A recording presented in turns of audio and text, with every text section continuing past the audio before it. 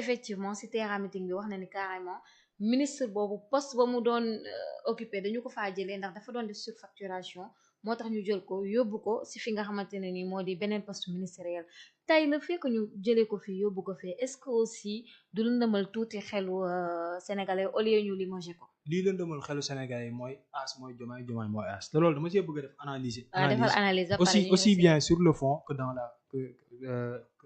sur la forme que dans le fond. D'accord, nous allons partir de la forme jusqu'au fond. Tout à fait. mooy As mooy Diomaye Diomaye mooy As. D'accord. Déjà même ça là ça c'est du faux. L'expression là c'est du faux xam nga pourquoi c'est du faux. mooy booy def sémantique wala am na ñuy wax terminologie. mooy terminologie mooy l'étude la science qui étudie les concepts. Les concepts xam nga les mots quoi. wala nga def sémantique. da ngay gis ne en fait y a des termes y a des maanaam diw mooy diw.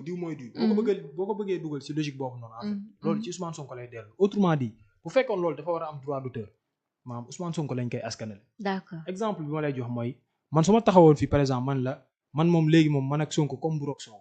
sa xel ci kan lay dem. Diomaye. non kan moo fi ban leader moo fi génn théoriser non man ak Macky léegi moom comme bu roog soow nit ñi def ko ab expression bi la kan la Idi par c'est-à-dire automatiquement sa xel foofu lay dem kon yow keneen koo fi waxaat tamit non sa xel foofu lay dem. waaw côté boobu moom Idi ko moom c'est-à-dire gis nga ban leader politique tamit moo fi taxawoon dem naa fële toj ko dem naa fële xam nga loolu su ma neexee ma wax ko ndax loolu kenn moomu ko su ma neexee ma ni man. ñëw naa mais suñu leader boobu bàyyi na politique de. voilà mais su ma neexee ma ni man dem naa Dakar toj ko loolu en fait kenn teewoo mais automatiquement su ma ko waxee nit ñi seen xel si Madické Niang lay. Madické parce que moom bàyyi na arrêté na. c'est un terme dont lui il était le toj na fépp maintenant nag boo ñëwee ci Diomaye mooy Sonko mooy Diomaye c'est ça la vraie expression loolu la. beneen expression non néew ma ci am na droit dama laa bëgg a wax ni en fait même cette expression là est fausse parce que en fait c'est dérivé de l'expression Sonko mooy Diomaye mooy Sonko avant Diomaye mooy Sonko mooy Diomaye kan nga fi dégg ñu naan diw mooy diw mosoo koo dégg. donc en fait As moom na xam ni même avant mooy ñëw ci fond bi seulement là dans la forme le fait de dire que As mooy Diomaye mooy As rek loolu rek en fait loolu c'est du faux loolu en fait moomu ko. Vous pensez que c'est une provocation? Autrement dit je veux te dire que Ousmane Sonko est l'absent le plus présent dans le discours de As. As a voulu ignorer Ousmane Sonko tout en volant tout en prenant frauduleusement une expression boo xam ni c'est propre à Ousmane Sonko benn. ñaareel bi boo ñëwee ci fond bi nag léegi. xam nga gis nga loyauté ak comment dirais-je ak responsabilité. moom moo war képp koo xam ne nii du ma wax sax ministre kase. mais tout agent de l'État un agent de l'État simple am na ay expression yoo xam ne yow dañ la koy tere la déontologie administrative. da la koy tere yow nga koy wax sa supérieur. mais nañ dem ci première sortie bi Abdourahmane def avant sax son meeting là première sortie bi mu njëkk a def. rajo je pense RTS. RTS oui voilà RSI. rajo sénégalaise xaw ma. RSI radio sénégalaise internationale. je pense waaw. émission bi mu fa def. mais lorsqu'il a dit man y a une expression qui a attiré mon attention mooy quand il a dit j'appelle le président Diomaye à prendre ses responsabilités. Et je sais qu'il est en train de les prendre. Mais un ministre qui dit à un président yow ce président de la République tu lui dis je t'appelle à prendre tes responsabilités. Sonko waxul lool. non c'est-à-dire yow loolu naka ngay déggee quoi comment loolu en fait ban déggin yow nga si mën a am. mais Sonko waxoon na phrase boobu. xaaral ma ñëw rek moo ko jiite un ministre de la République quand tu veux comparer su ma paree dinaa la wax lan moo tax Sonko du As du Sonko. lan moo tax Sonko du kenn du moom. mais phrase boobu quand même nangul ni Sonko wax na ko. xaaral ma ñëw rek maanaam man pour man en fait ce jour là ci le président Diomaye waroon a sanctionner ce ministre là. parce qu'en fait loolu c'est une marque d'incorrection vis-à-vis du président de la République. et jëlal sa responsabilité bi ba mu koy wax ñu comprendre ñu woon quoi maintenant nag ci meeting bi ba mu ñëwee nag ñun ci lañ comprendre le sens de cette phrase là moom pour jëlal sa responsabilité mooy Diomaye yow Ousmane Sonko falu la quoi fii yàlla moom mooy falaate. et le gars nitu fitna la yow nitu jàmm nga quoi.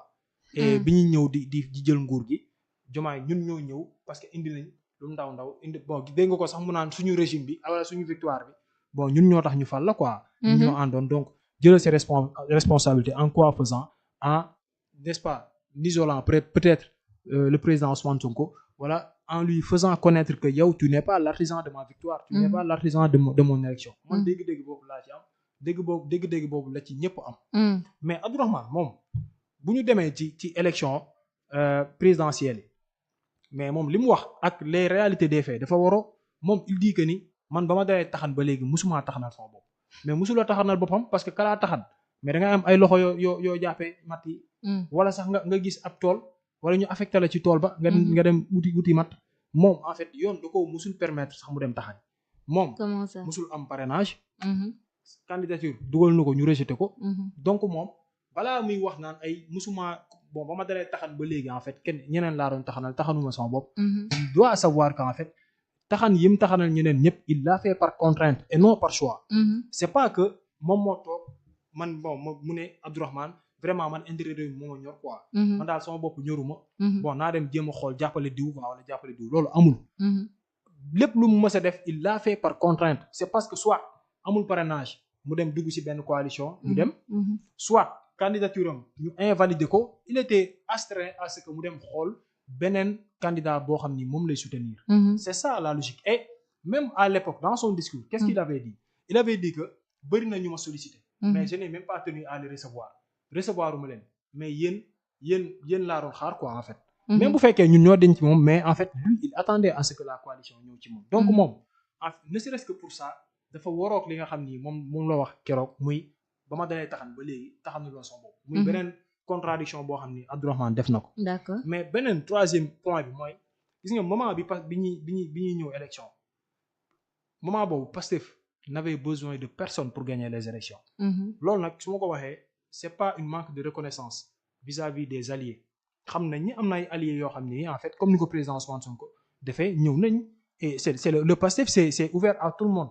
mais la vérité c'était quoi c'était que même au sein de son parti moom Abdourahmane s'il avait décidé même ne man du ma ànd ak Diomaye c'est sûr qu'en fait au sein de son parti il y aura une bonne partie de ses militants yoo xam ni ils vont faire ce qu'on appelle vote utile. maanaam si képp ku xam politique nag kuy suivre maanaam le suffrage politique ni muy demee. nga y a des conjonctures yoo xam ni nit ñi bu scrutin jotee xoolal lijjantiwuñ sax en fait de seen candidat wala seen parti. xam nga lan la ñuy wax non man élection yi façon ma bu deelee jaar tamit du ko gañ. donc kii nga xam ne moo nekk en pole position. non balaa maa dem di sànni sama carte dans le vide naa ko voter. c'est ça la psychologie boo demee di la psychologie des masses nit ñi noonu lañ doon voter élection yooyu nag. tout simplement pour lui dire que autant képp koo xam ni rek def nga ci dara xam nga autant Pastef est reconnaissant de ku nekk def mais autant aussi ñoom ñu war a xam ni. même malgré ñoom Pastef da doon gagner ji élection yi. donc ñëw ba fii nii tey en fait di théoriser comme quoi wii Diomaye président ñoom ñoo fal président bi xam nga Pastef nañ xam ni kenn mënul gouverner seul. mais Pastef xam na loolu moom du moom moo ñuy wax kenn mënul gouverner seul. bi ñuy def gouvernement la présence exemple laay cité du docteur comment dirais Serigne Gueye Diop maire de Sandiara. et président comment dirais conseiller du président de la République durant les 12 ans de mandat du président Macky Sall. mais il a été dans le gouvernement mu ngi ci ba léegi nii. mais est-ce que Pastef moom bu fekkoon dañu non damay gouverner seul. est-ce que le ministre des finances rek. man kii rek dama cité. kii moom rek exemple la à titre d'exemple. moom Abdourahmane moom miy wax loolu. à l'instant T bi mu koy wax mais il est ministre de la République. et pourtant il n'est pas de Pastef. donc comment moom la mën a nekk ci biir gouvernement bi te bokkul Pastef ba pare naan Pastef vous ne pouvez pas gouverner seul. xam nga kon tout ça da ngay gis ni kon il y a anguille sous roche am na lu tax am na kon le soubassement de ces sorties là. mais est-ce que nekkul aussi moom Ousmane Sonko am na leneen luñ jote bien avant lii. moo tax man la am na soubassement ci parce que discours yi mu wax yëpp maanaam point yi mu wax dans son discours yëpp c'est très en contradictoire et c'est discours insensés c'est des discours yoo xam ni même la réalité da koo weddi. et li ma mujjee wax kay exemple la ci. Abdourahmane il n'est pas de Pastef. waaw il est ministre. mais moom nee na mi ngi woo waa Pastef di leen xamal ni un pays on ne peut pas la gouverner seul. kan la koy wax kan. léegi bañ xamee loolu li tax jamonoy lim. alors que moom mi wax loolu noonu en réalité il n'est pas de Pastef et pourtant il est